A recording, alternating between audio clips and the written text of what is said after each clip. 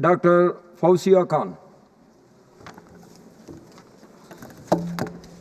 Sir, given that the resolution delays are not only escalate NPAs further, but erode recovery values also, will the ministry publish data on the average time taken by NCLT and NCLAT to resolve corporate insolvency and actual value realized as 0% of claims over the last 5 years, benchmarking this against timelines and recovery under alternative forums like DRT SARFAESI.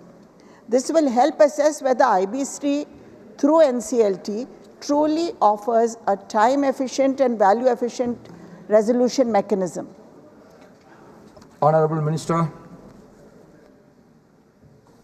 आदरणीय सभापति महोदय, आपके माध्यम से मैं माननीय सदस्य को बताना चाहता हूं कि जो एनपीए का शार्प डिक्लाइन हुआ है बिकॉज ऑफ दिस, उसका डाटा बताऊं तो 2017 में 12% था, आज मार्च 2025 तक वो 2.3% है सिर्फ।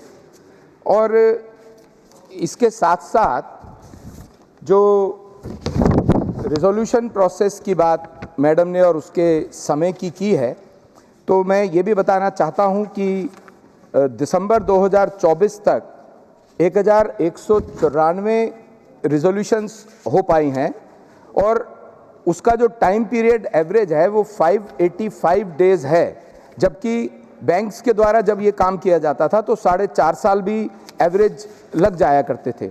तो इसके अलावा एक और महत्वपूर्ण बात यह है कि जब केसेस अप्लाई होते हैं for the admission, because of the deterrent of IBC and good course of resolution, अगर 40,000 एप्लीकेशंस आती हैं तो वो एडमिशन से पहले ही लगभग 30,745 एप्लीकेशंस एडमिशन से पहले सेटल होती हैं और उसमें जो अमाउंट रिकवर होता है वो 13.94 लाख करोड़ हुआ है।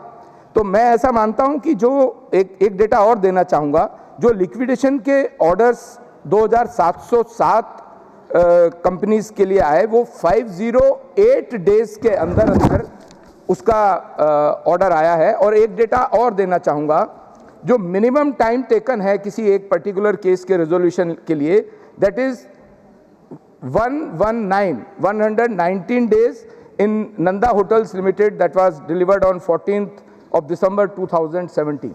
Thank you.